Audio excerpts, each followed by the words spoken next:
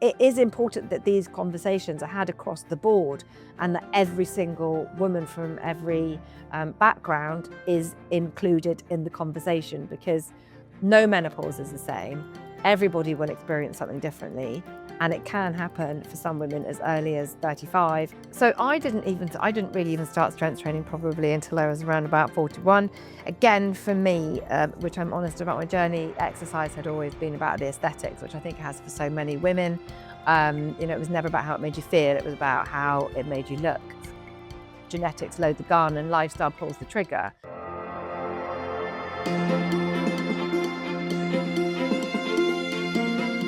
Hi, I'm Carey, and welcome to the Eat Nourish Love podcast.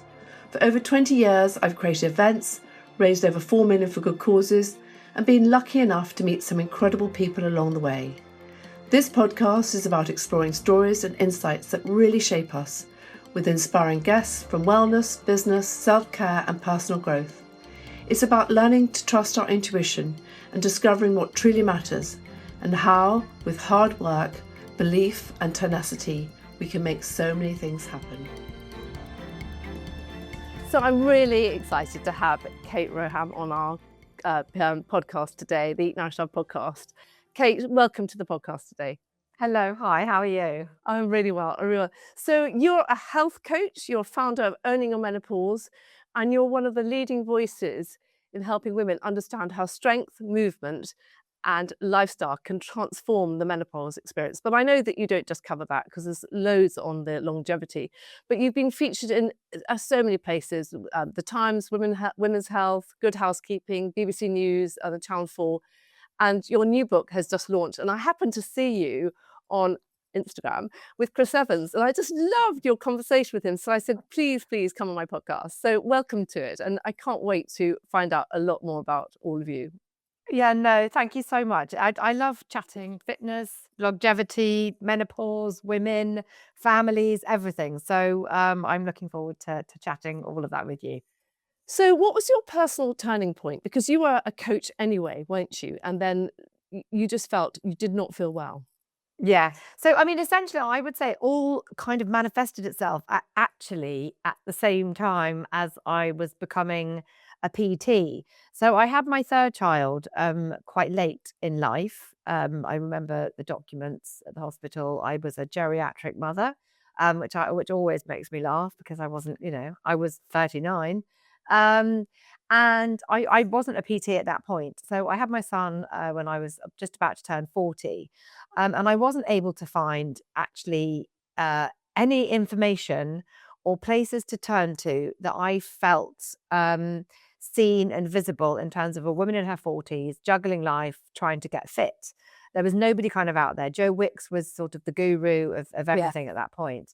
And so I thought, you know what, I've always liked fitness. I've always liked feeling well. I've always taken an interest, in my health. But, I think like many people, for different reasons, perhaps back when I was 20 and 30, and when you're 40s, it all begins to shift. So I qualified as a PT quite late in life. And I think at the same time as I was kind of qualifying, I would say that my sort of perimenopause symptoms started to creep up. But obviously I had a young child at the same time. So that sleep deprivation, all of those things that we now know can be associated with perimenopause, I put down to just being a busy mum of 3 with a child and, qualifying as a PT. And interestingly enough, when I qualified as a PT, they don't talk really about menopause or fitness. It's extraordinary. There's kind of this gap between 40 and 60, even in the training as a PT, which really replicates the life of a midlife woman, where we seem to be invisible from 40 to 60. So it was what to do until you're 40, and then, 60, what we need to do. So I guess I came into this space with that awareness, and feeling so terrible at that stage with my newborn child. I knew that there was more to it, is basically what I'm trying to say in a really long winded way. So I think it was that all of this happened when I was 40, and that was when I began to do a little bit more of a deep dive and worked out it was perimenopause. And what were the symptoms you were having? Because I think it's really important, because people talk about it and say, I felt differently, but what were you feeling? Well, I think that's the thing. I had heart palpitations. I was having panic attacks. Mine was really manifesting itself as anxiety, but not to again, not to take away the attention from the night sweats, the crippling joint aches and pains, and experiencing all of those things when you are a PT is really debilitating, because I was still having to show off my clients and still trying to train people. And at one point, I wasn't actually even able to turn my neck. And so, I mean, it was when I went to the GPs, obviously, they only look at one side of the picture, and they looked at the panic attacks, the the crippling aches and pains. Sorry, not the crippling aches and pains. The panic attacks, the breathlessness, and sort of the heart palpitations, and they didn't really kind of explore the other more physiological symptoms. So I was given a diagnosis of depression, which again I know is very, very common. But I think the important part of where I then found myself is that in all of this mess, which I just think it is mess, it's all a bit of a chaos. I started looking at what I needed to do or what I could change in order to help myself feel better. So it was that was my real time of transformation, when there was just this I mean, I can only describe it as chaos, and not wanting to feel like this for the rest of my life, and really praying and hoping this wasn't as good as it was going to get for the next 30 years. So what steps did you take at that stage? So I was lucky. I was able to reach out to a private menopause doctor, and I was diagnosed with perimenopause. So I think it's important to also mention, at that point I was 42. So again, for women who might be listening, and they've been to their doctors and they've been told that they are too young, it's not menopause. We've got to remember that the average age of menopause is 51. We're in perimenopause for around about 10 years. So it's very likely that some of your symptoms might be coming from around about the age of 40, 41, and that you really push and you make sure that you are heard. So I ended up having to go privately because nobody wanted to listen to me. But we're talking, 8 years ago, when menopause wasn't really spoken about like it is now. Um, and I got my HRT, because that was what we chose after long discussions. I looked at it, I kid you not, I looked at it for 3 months, because I still kept thinking, it's not menopause, something's going to change, something's going to get better, it must be something else. Because again, I think the taboo around menopause and the connotations in which it was, it kind of went in line with, and the images that we saw of women, again, in menopause, weren't what I saw in myself. So it was really terrifying. So I looked at it for 3 months, nothing changed. I mean, it didn't get better, it got worse. So I started to take it, and I was like, and nothing happened. As in, it wasn't this magic fix that some people find it is, and it wasn't for me. So it wasn't really actually until I gave up alcohol, actually started eating better and nourishing my body in a way that I learnt how to, and started lifting weights, that it all just the pieces of the puzzle started to fit together. So it's quite interesting, because it's been said in the National Health Service and with people training to do medicine that that they're given sort of half an hour on nutrition years ago. I'm not saying it's the same anymore, and there's no judgment there, but it was something that just was not linked with health. It was when people were training, and I think it's a little bit the same with the menopause. And there is so much noise and advice out there that actually it's almost going the other way. It's almost quite confusing, which we'll come on to in a moment, because I know you've got views on that. But I think also, I went through it very early, and I think people think it's in their 50s or 60s. They push it away. They don't believe that this is happening in their 40s. Now, this could also be something to do with our lifestyle and where we're going, and genetics and all sorts of things, because things are changing. But actually, what's great is that you coming out here and saying it's okay if you're in your 40s. You know, it's okay if you've got it and that you're addressing it, because there are lots of us out there in the same situation, and it's not wrong that you're going through it at this early age. And I think that's really No, important. absolutely. Yeah, absolutely. And actually, do you know what? Going back to your nutrition, there is actually currently, and it is again changing. And I'm finding myself going up to Parliament quite a lot. In fact, I was there last night for another to do with mental health and menopause. But GPs actually only get 1 hour's training in menopause in the whole of their kind of career. And actually, when you come to the genetic side of it, you know, it's very important to. I mean, there's a great phrase that, you know, genetics load the gun and lifestyle pulls the trigger. And we do have to remember that actually, really, the statistics are that around about 10 to 20% of what we are is genetics, and that actually 80% accounts for is very much lifestyle based. So we are far more in control, not obviously of our hormones, but we are far more in control of our destiny than we possibly like to um, admit to, take ownership of. I'm not entirely sure what would be the right word there, but we're always very good at blaming other circumstances for our situation. But you know, we are 80% accountable for that, according to research. Yeah. And I think in terms of what you're saying about age, it's really important to make sure that these conversations we have include every different ethnic, you know, minorities, socioeconomic backgrounds. We know that Southeast Asian women and women of color are likely to have an earlier menopause, and their symptoms are different. So that really needs to be addressed, that possibly as early as 35.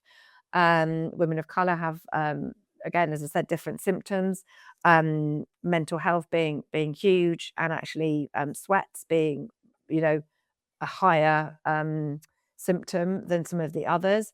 So it is important that these conversations are had across the board, and that every single woman from every background is included in the conversation, because no menopause is the same. Everybody will experience something differently, and it can happen for some women as early as 35, and there are obviously a number of women for whom it happens even earlier. Is there research understanding why that is?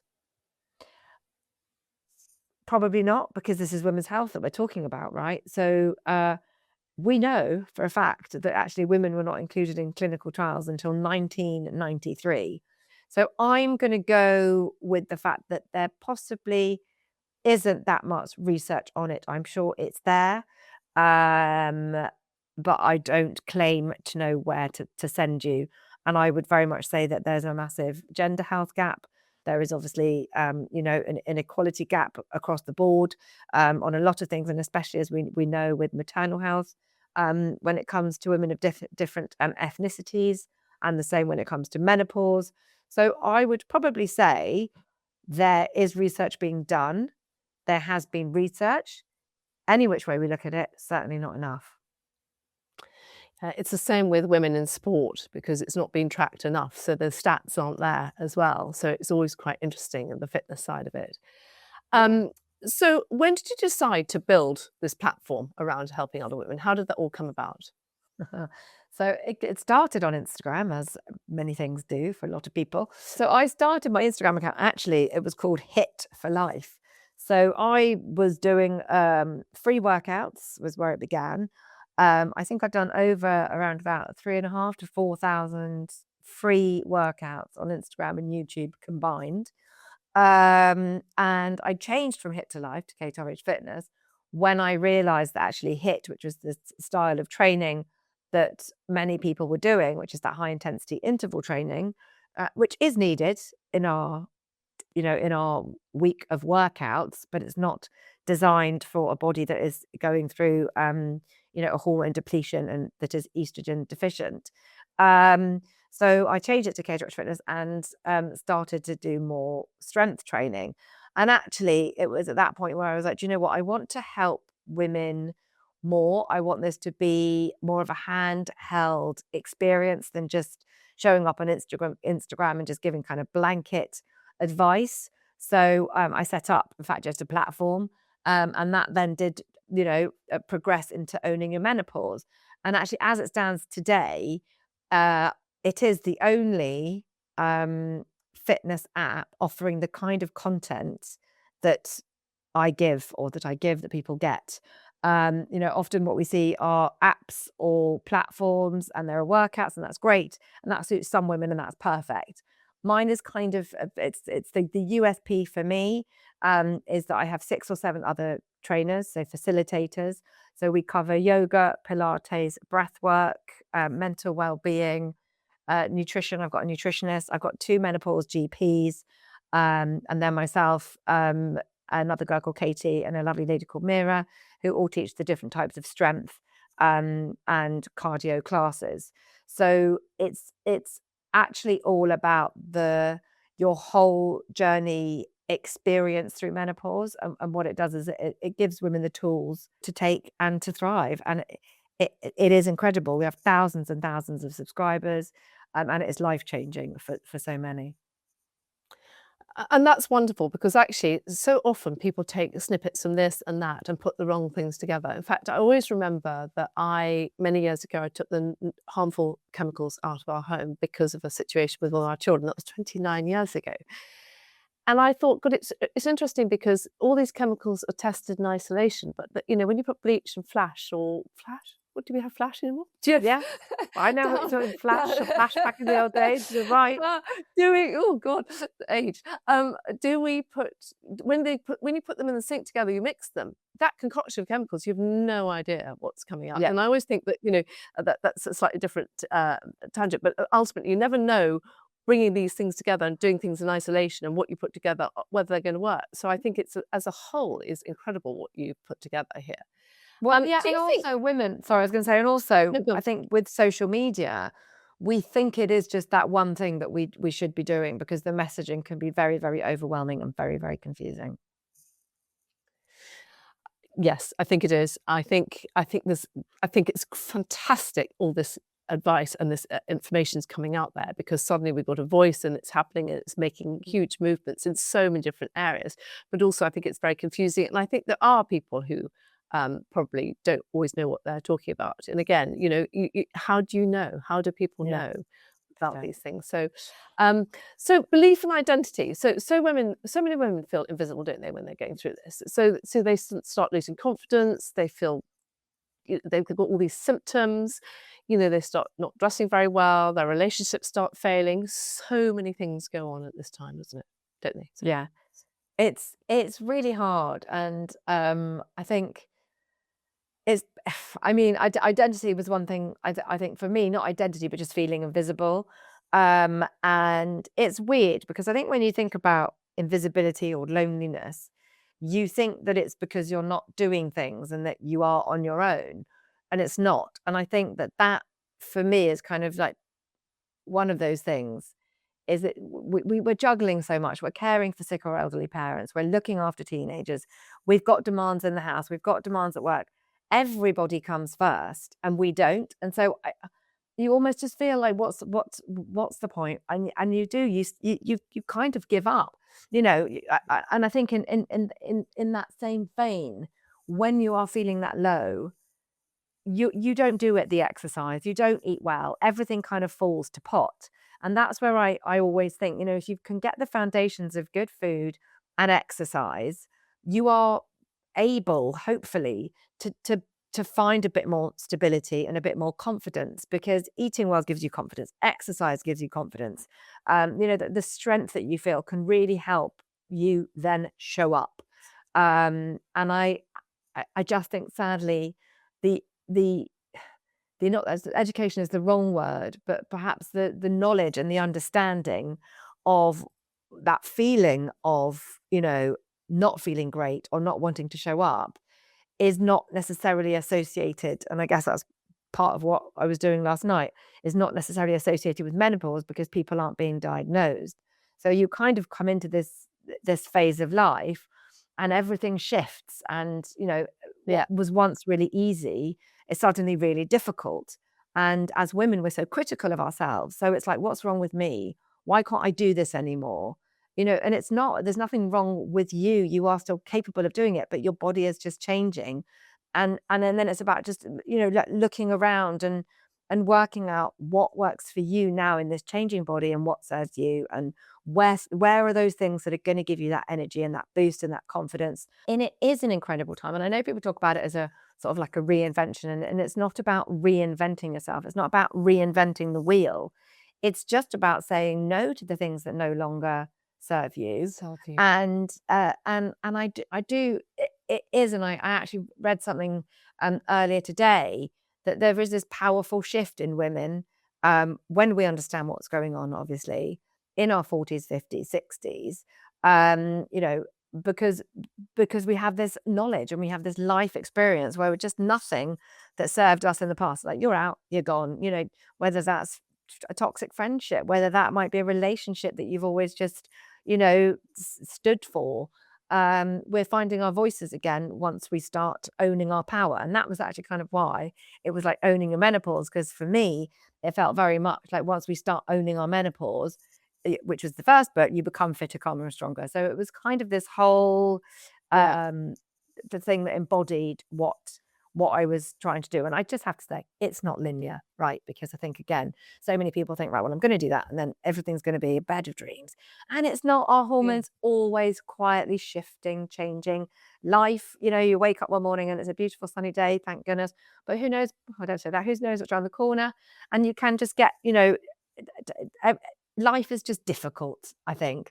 So it's not linear. But if you instill some key pillars and foundations, it's a lot easier to manage. I think also there's a lot of self-help and life coaching around, and I've done loads over the years, and I love it because I actually love the mind, the psychology, and the curiosity in people, and love that continued learning. But sometimes, it's saying, oh, it's the voice in your head, so you go and chatter and you write it out, and actually sometimes it is just the hormones, and actually it's not you, it's something much deeper than that. But let's go on to exercise, because strength training for you is non-negotiable, isn't it? I mean, really, it's what you say. It's like progress, and it doesn't get easier. If it's a lifestyle, it's just what you need to do, and actually, it's accountability. It's taking responsibility for your health. And I think one of the things that I've come to understand more than ever, that I have, it sounds silly, but I have a responsibility for my children to stay well. I don't want them, I want to be healthy. I want to feel longevity. I want to feel well during those long years, as opposed to just live longer. Yeah, totally. So I didn't really even start strength training probably until I was around about 41. Again, for me, which I'm honest about my journey, exercise had always been about the aesthetics, which I think it has for so many women. It was never about how it made you feel. It was about how it made you look. And as soon as I flipped that switch, everything became a little bit more manageable. It was a bit more consistent. It was much more motivating because I was no longer defining my progress by a number on scales. So I don't have scales at home. I said that to Chris Evans, throw out the scales, which is a really important part of this process for me. And exactly as you say, it went, for me, it's about that health span. So you've got, longevity, I feel, is a term that is just banded about, and no one really understands what that means, because you've got your health span and your lifespan. Obviously, your lifespan is the number of candles that you will blow out on your birthday cake, and your health span, I guess, is kind of how well you can do that on your own, if that makes sense. Because it may be that you have your 99th candle, but you're unable to blow it out because you're not strong enough, for instance. So for me, it's about focusing on that health span, and we know. And the research is there. And actually, it's one of these things, again, when people want to talk about, evidence base and pulling that research piece, there is not one piece of research that says lifting weights, muscle, building bone strength is bad for you. It's the one piece of evidence we have that is so concrete and so definitive. And I don't understand why it's continually not questioned, but, people find it difficult. I know why women find it difficult, as that were. There are lots of barriers to entry for that, which maybe we'll come on to. But your muscle mass it will determine the number of years that you live well and in good health. And I think that for me, that is huge. I lost my dad 4 years ago, and my mum is my only remaining parent. And actually, that was when I sort of flipped the switch, and the longevity solution was kind of born, really, in a way, back then, because it was, what about my mum? You know, like, the menopause conversation is great, and I love it, and I will keep talking about it.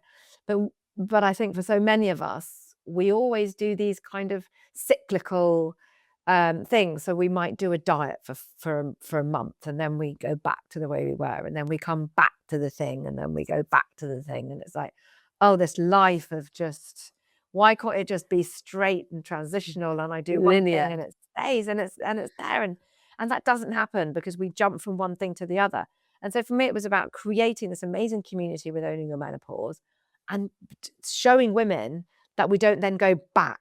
So it was sort of this longevity piece, is that continuum of, we're doing our menopause, we're managing our menopause, we're owning that. And now, with all of those foundations, and actually the books work either way, but now we've laid all those foundations.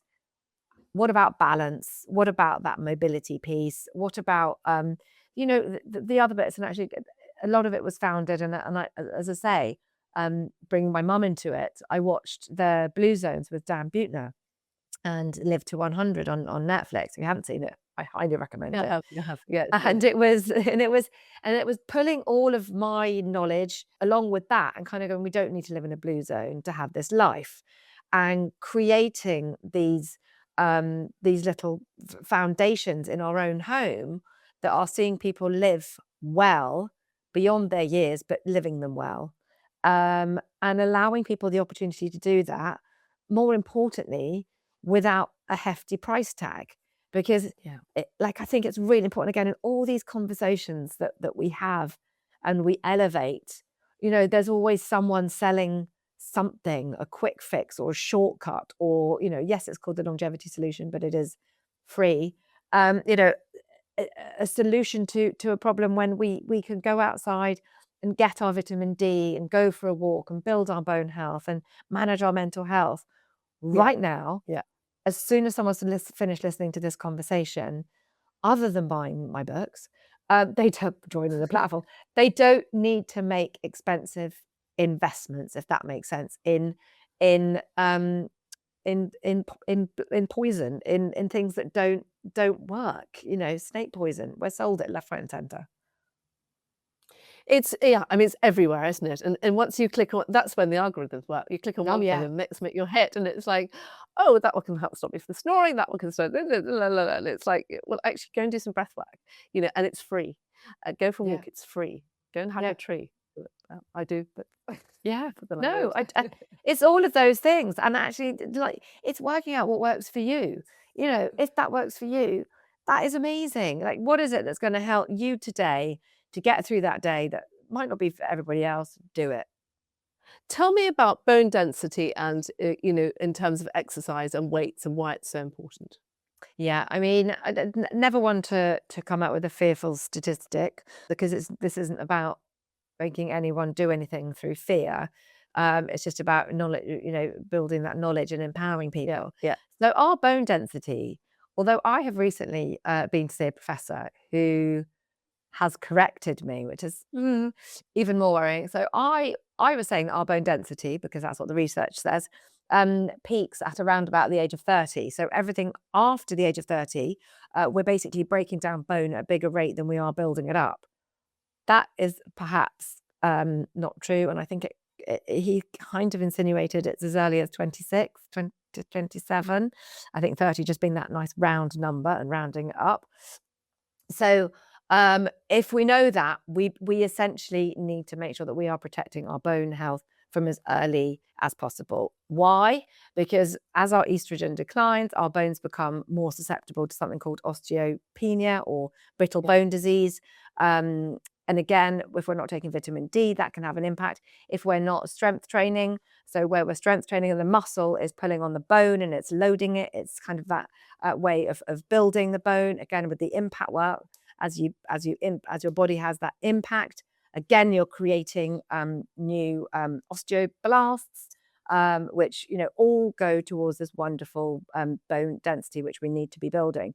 And if you think about it, if we're breaking it down at a bigger rate than we're building it up from our 30s, we got quite a lot of work to do from 30s onwards in order to ensure that when we get to 50, when our estrogen is depleted, that our bone mass is in a good place. And often, you know, we don't know that we've got osteopenia or osteoporosis. You know, bones are silent until they break. And often that is, for women, sadly, a hip fracture. The recovery rates from that hip fracture can be quite significant for a lot of women. The morbidity rates are quite high, not from the hip fracture, but because your life becomes a little bit more sedentary. We become more predisposed to cardiovascular disease, type 2 diabetes. So, you know, it's all of these things that this isn't, you know, I don't want to fearmonger anyone, but only you can do something about it, you know. And again, it just brings us back to that piece where I think we you know, we look around again on social media, and I know people do it, we've all done it. It's easy for her because you know, and we've always got these excuses, but until it just stop making that it's easy for anybody, because it doesn't matter what anybody else is doing, it matters what you're doing. It's interesting. And I had a conversation. I had a conversation with someone yesterday, and it was they just started something, and I said, don't forget that everybody starts here.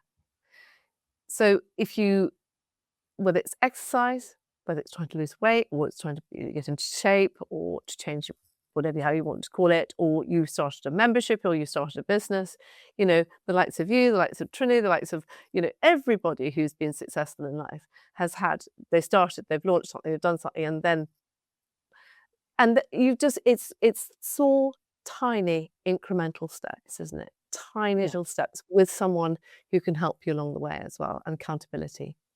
Yeah, and you know, even if, I mean, look, even the accountability is huge, but if you're not accountable for yourself, you're still going to slip back, because sometimes that person that you want to rely on for that accountability, like, isn't there. Then what? So it really has to come from you. And, you know, dare I say it, there are so many women that don't make change until they've had to make change. So, you know, it is that time when many of us are in Sniper Alley, which I hate that phrase, but we are. And you're then like, oh, I wish. Don't be the person that says, I wish I'd done that. Be the person that, you know, maybe you've done it. And yes, look, if you have that fall, and this is another thing I always say, this does not, me sitting here is not preaching. I am just as susceptible to all of these things as anybody is. Whether that is a cancer diagnosis, whether that is I trip and I fall. You know, I'm always on the go. I'm tripping over cats and all sorts of things in my very chaotic house. And if I fall, and if I did fracture my hip, what I do know is that I would be in the best possible shape to fight it. I do know that if I got a cancer diagnosis, I am in the best possible place to fight it. It's not I've got to get my body to a place and then fight it. You know, it is I can start whatever treatment program was necessary tomorrow, because I'm physically fit enough to do so. And I think that is the biggest gift that we can give to ourselves and those around us, is that we are, you know, you mentioned it earlier. And look, my dad was never a burden. Like, I would never want him to think he was a burden, and he wasn't. And every moment that I got to care for him was another moment with him, which I will, you know, treasure for the rest of my life. But I certainly don't want my kids to perhaps have to go through what I went through, if that makes any sense. And you know, it wasn't necessarily to do with his lifestyle. I'd probably say it was more to do with like that ownership piece. So, like, there's one chapter in my book which I really love, which is when I talk about the tests that we're entitled to as women. And I think that that's a huge part of our longevity piece, because, again, which we've already touched on, we fall down by the wayside, we become invisible, and we forget to make appointments for ourselves. And all of a sudden, we get that gentle reminder, of which actually I had last year. Come and have your smear. You're invited to have it. Okay, yeah, I'll book that. And then I had a niggle, so I was like, right, I've got better book a smear. I know I was asked to recently. I mean, that recently was 6 months before. Recently, it wasn't the 2 weeks. It was the 6 months had somehow gone by since I'd had that text. So I ring the GP. Hi, I got my reminder for my smear. I need to book it. Yeah, oh, absolutely not a problem. We can see you in 7 months. So it's 13 months from the minute I get the text, Yeah. inviting me for my smear. That's not okay. No. And, as women, we shouldn't be doing that. So in my book, I talk about the FIT test, our smear test, our bowel test, all breast screening, all the things that we're entitled to, and even talk about coming back to the bone health, because again, a DEXA scan, I think everyone panics because it's not available on the NHS. There is a hack to getting your DEXA scan on the NHS. I'm not saying it is something that is going to happen overnight, because again, you've got the lengthy queues. But if you don't have a disposable income to go and pay for your DEXA scan, that there is a way of getting a score that you could take to your GP, and they have to put you in the system for a DEXA scan. So it's about encouraging women to advocate for their own health, to take ownership of their journey, and just giving them those little, I guess those nuggets of don't be afraid of the diagnosis either. I think that's probably it for a lot of women. Oh, I think Well, that's I'd so. rather Yeah. not know. I think there's been times when I felt like that, definitely, because there've been shocks in our lives past, and it's like, oh, do I want? And actually, it's the not knowing. It's the nowhere land, no man's land, isn't it? No man's land, Yeah. where actually that's the worst place to be, isn't it? So but let's just go back. You just mentioned it. It's the fact that a lot of people say, well, it's all right. It's okay for you because you can afford to do and you don't have to wait 12 months. And how so let's go back to that, because I think there's an awful lot of things that you can do, which, in terms of health, which doesn't cost money, which, you can work out at home, you can use anything to lift weights. So talk to me about that. Yeah, I mean, I would always say, look, the free parts obviously are the walking, are the getting outside. I mean, food isn't free, but you can eat really, really well on a on a budget that doesn't have to be huge. And I know it's really difficult, because I think when people talk about you've got to eat protein, you've got to eat fiber, you've got to eat this, and then we sit down and we think about the foods we got to eat. It begins to feel like there's a price to pay. And there isn't. It's just about how you manage your time and how you do that. So for me, food prep is key, which goes a long way to wastage. Thinking about what you put in your plates, and you can do that on a Sunday. And often I kind of have my breakfasts for the week, or lunches all done and dusted. And again, I'm not trying to make it sound simple. It's taken time. It's not always balanced. If I was to look in my fridge right now, it's empty. So I've had a terrible week of prep. I know it's only Tuesday when we're recording this, but it's a busy week and I haven't been prepared. But in terms of kind of moving our body, look, you do need to invest in weights. And yes, weights can be expensive, but they are something that you will use for the rest of your life. You can hand them down, you can resell them, whatever it takes.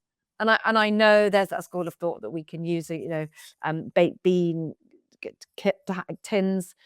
That's not enough weight. So as lovely as it is, and I think it's great, and it's a good starting point, and it's an entry point, we need to be realistic about what this looks like. So for me, in terms of the not spending the money part, is you don't need expensive gym memberships. I mean, look, the membership to my app, for instance, is $16.99, and you get everything that I've already talked about.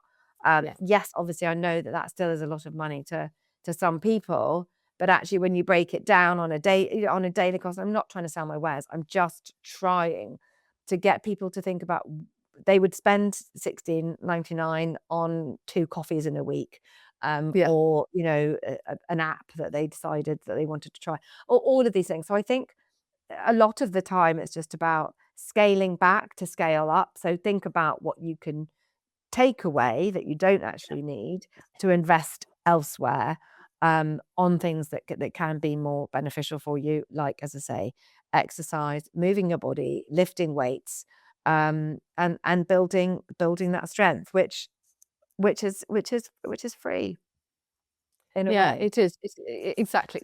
So what's your routine in the morning? Do you exercise in the morning? Do you exercise in the evening? When do you exercise? Oh, my mornings. I still have a little one.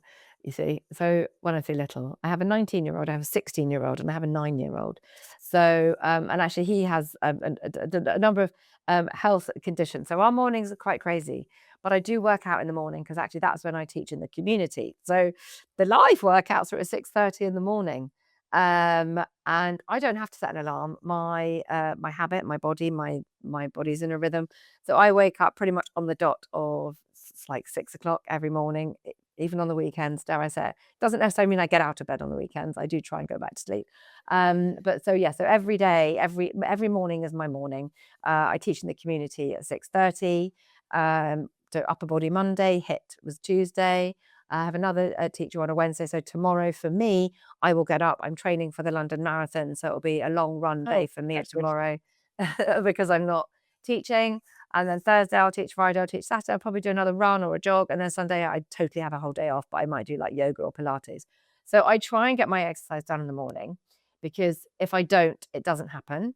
And if it doesn't happen, that's okay. Again, I've become less stressed, anxious, worried about missing a workout. If my body doesn't feel like it, that's okay. It doesn't need to do it. There's a reason why. But yeah, generally in the mornings I will get my workout done. And that is, yeah, to say strength training or running for me are the two, and walking. So today I will go for a walk at some point and probably do a little 10K loop around the fields. Amazing. Who are you doing the London Marathon for? So I'm running actually, so it's very exciting. I'm running for PCD Support UK. So I've got a influencer spot, which means that I haven't had to apply through a charity. So the last 3 times I've done it, I've had to do it for charity, which has been fine because I've done it for pancreatic research, actually, and the hospice that looked after my dad. So this one is for my son. As I said, he's got his health issue, which is primary ciliary dyskinesia, which is a rare genetic lung condition. It is not curable, it is degenerative, and diagnosis is a nightmare. And there's no treatment. I'm sorry. So it's fine. You know what? He is my most resilient, lively, very capable child. And you know, I think these conversations are always important because I think it is that thing like disabilities, as we know, whether it's what he's got or neurodiversity, we can't always see them. So we kind of never know what people are going through and in the background. But don't worry, he keeps me on my toes. He's brilliant. So I love my other children too. I always have to say that because they're always like, you always talk about him. And I'm like, yes, but that's because he's the youngest and he just is a little bit as in special because he needs the extra help. So running for him. So I haven't yet really gone into the fundraising mode. I will do. But it's just to raise awareness for children like him and adults equally as well. So that will get me going across that finish line. Oh, brilliant. We'll put some stuff in the notes at the bottom of this podcast. Thank you. Yeah, no, absolutely. My daughter ran it for juvenile diabetes. Juvenile diabetes is a different name now, last year. So she did the London Marathon for that. And pancreatic cancer. My mother had pancreatic cancer. I'm really sorry because it is I mean, look, nobody wants any cancer. No. But pancreatic cancer in particular is obviously seems to be one that diagnosed too late. I do lots of fundraising. It was very, very quick. She was very young, but it's interesting though.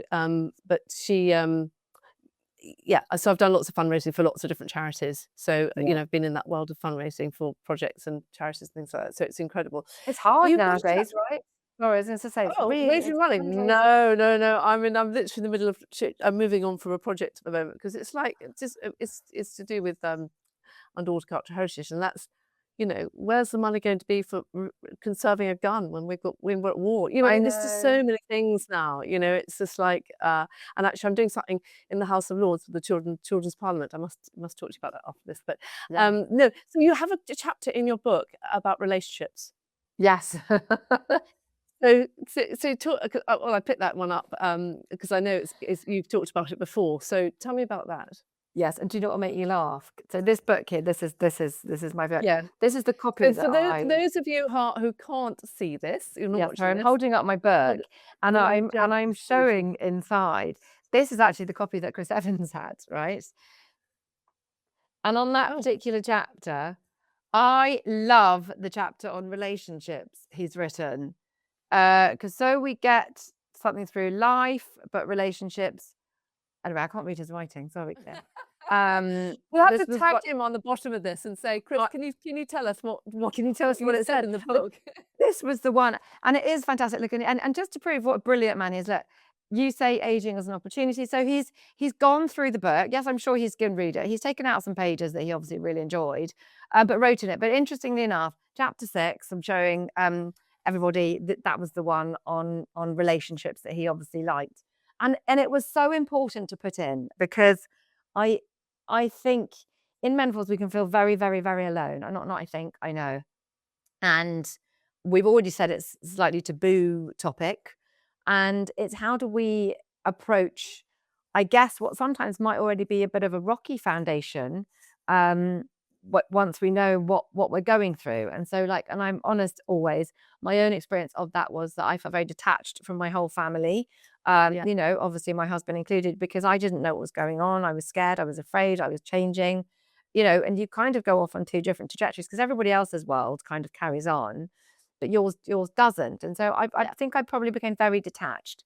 And it's about, I guess, what we don't want is for women to find themselves in that situation. And that if we have that early understanding and we can talk to our partners, our children, those around us, our colleagues, our employers, our employees, about what is going on and how we feel, that whole journey can be a lot less lonely and life can feel a lot less pressured. You know, because you have to have those sometimes those uncomfortable conversations. You know, it's not you, it's me. You know, I'm not the person that I was, so sorry if I am changing. And I don't think that changing is a bad thing either. And you know, it's not necessarily like I'm sorry I'm changing, because it isn't something that we should have to apologize for. It's a natural transition of life. Yeah. But it's kind of like we either do this together and you can come on board and we see what mess is at the end, or you know what it looks like at the end. But I think for so many of us anyway, every life stage, you know, comes with its challenges. And I think menopause in particular, because I guess for those that, you know, relating it maybe for those that particularly have had children, I'm very mindful that not everyone has had children. But you know, you sort of get married maybe, or you just live together, whatever your choice is. And you have this lovely relationship, and it's very selfish because it's just you two, and you can come, you can go and do whatever. Then you might decide to have children, and you have children. And for the woman, again, it's quite a disruptive time. Our bodies change, our hormones change, our lives change. We are no longer on our own. Like, that is it really for life. And this is, again, it's not a misery story. And then just for some of us, as we're getting to that place where it's like, yes, the kids are leaving home, and I'm not that we want them to leave home. We've done a good job. We've raised them well, and they're off. What is that thing? And it's menopause, and it comes back. So just as you're kind of on this even keel in all relationships, something else pops up and you disappear again. And so it's a really challenging time, I think, you know, those two transitional phases in life, again, only if you've chosen to have children, or, you know, not chosen to, because I know some people don't have a choice. But it's that just puts relationships under pressure. And I don't think that enough airtime or space is given to that. We've all been dealt different cards, haven't we? I heard something this morning which said, own it. And I thought, yes, actually, it's a really lovely thing to think, you know, own your health, own your life. You know, you only get stressed if you're not, you can be creative, you can make so many things happen. It's when you actually don't own it that it's in that sort of vague fog that you it's just overwhelming, isn't it? You do such a fantastic job. Thank you so much. I'm so glad we've had this conversation.